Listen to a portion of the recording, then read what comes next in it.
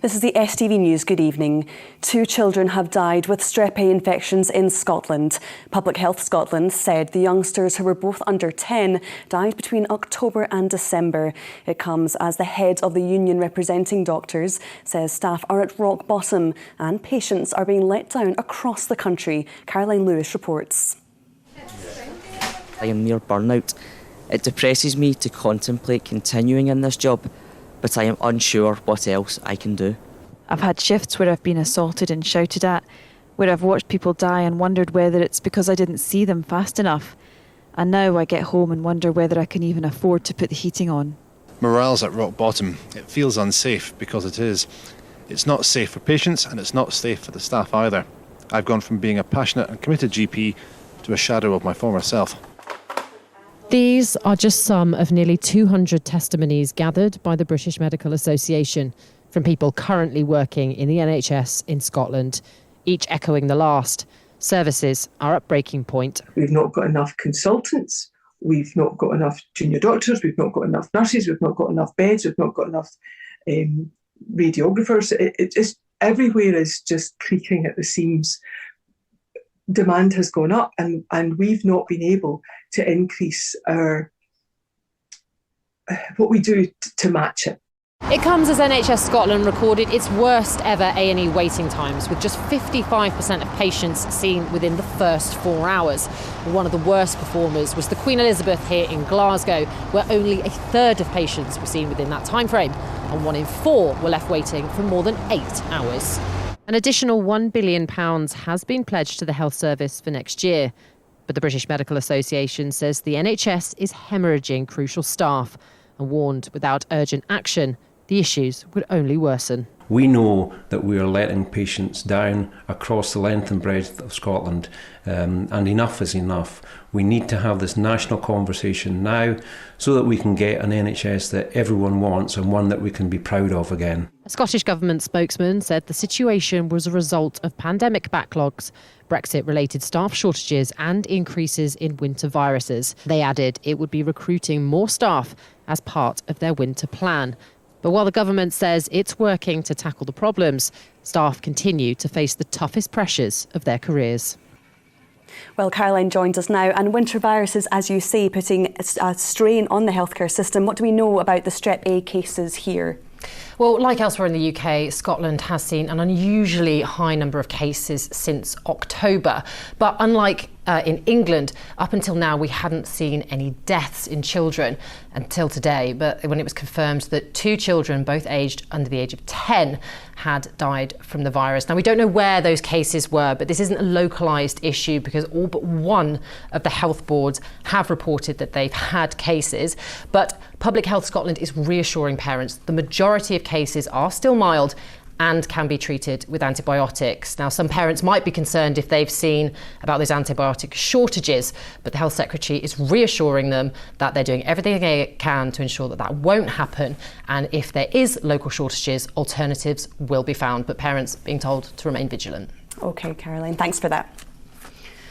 The police watchdog is investigating the death of a 62-year-old man who was hit by a marked car on Boxing Day.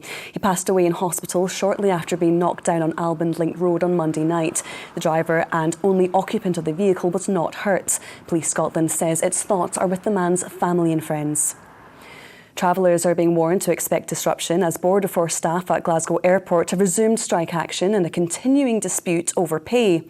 Members of the PCS union will stage walkouts every day up to and including New Year's Eve. The UK government says it's planned in place to ensure airports remain safe. Andy Murray says hearing that Nazanin Zaghari Radcliffe watched his 2016 Wimbledon triumph from inside an Iranian prison is one of the strangest, most incredible stories he's ever heard. Nazanin was released in March, having spent 6 years in custody after Iranian authorities accused her of spying. In a radio interview, she told Murray what it meant to her.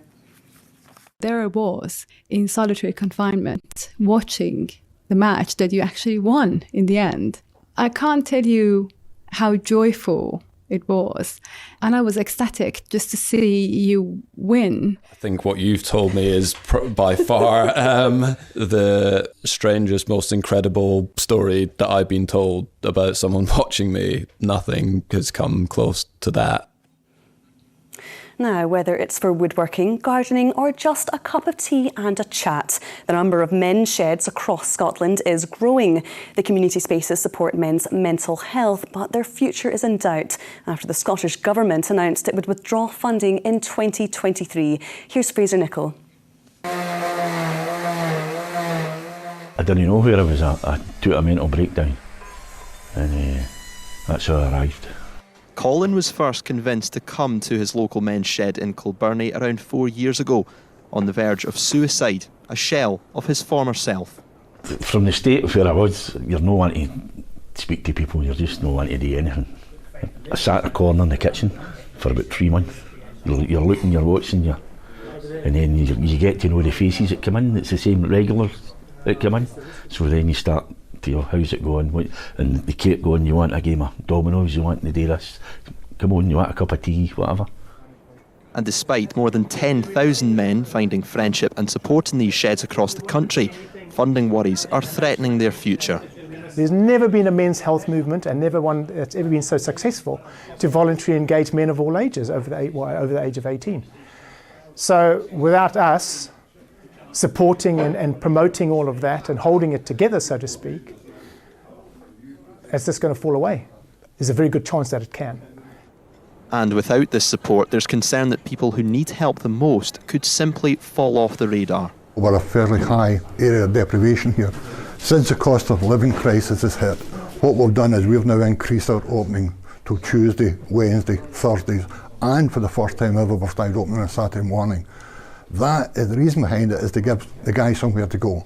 Across the country, these sheds are building much more than meets the eye. Amid the woodworking and the drilling, they're building an environment where men can come together and men can talk, something the guys here say is now more important than ever.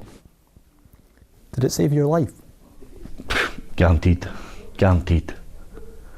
I had other plans, what I was going to do, and to be fair, definitely.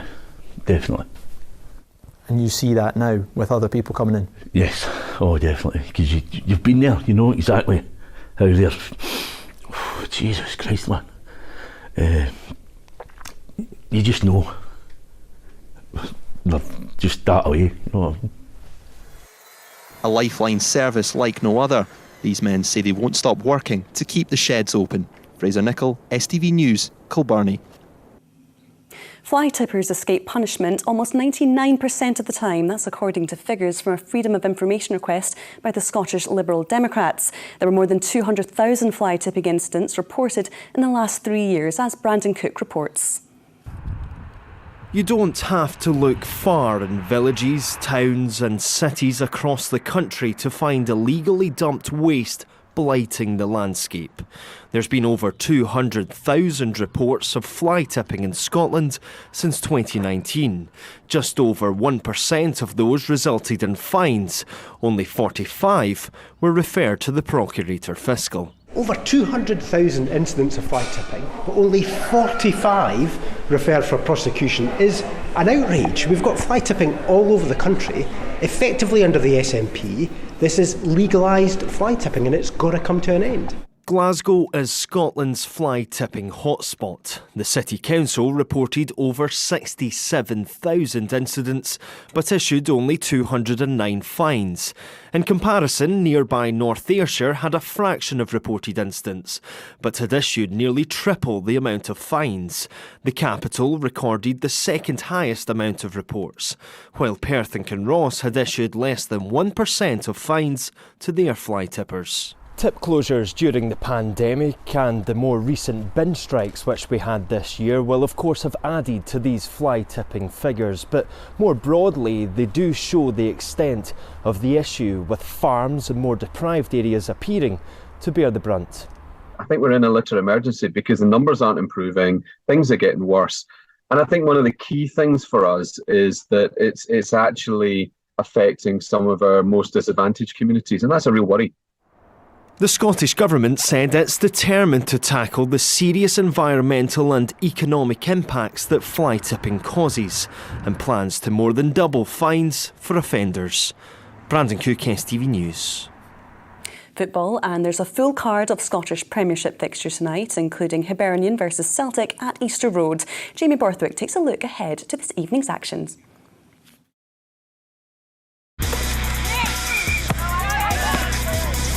Get your fill of the action.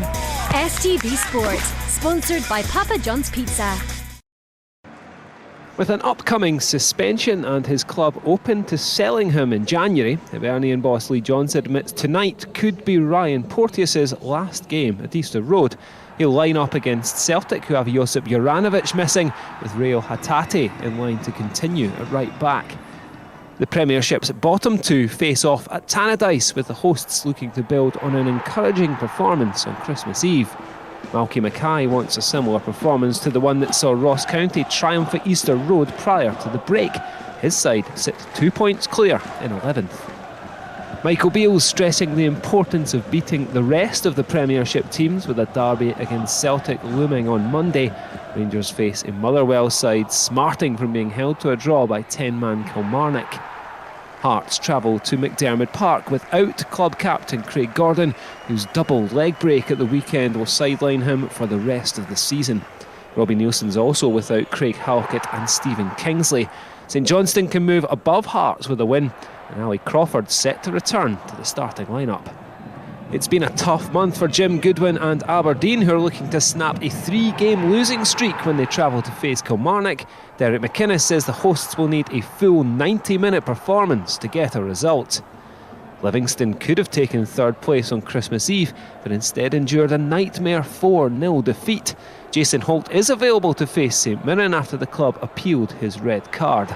Stephen Robinson's men arrive in West Lothian full of confidence after defeating Aberdeen 3-1 in Paisley. Jamie Borthwick, STV News. Get your fill of the action. STV Sport, sponsored by Papa John's Pizza. Here's Philip with the weather. Things are hotting up.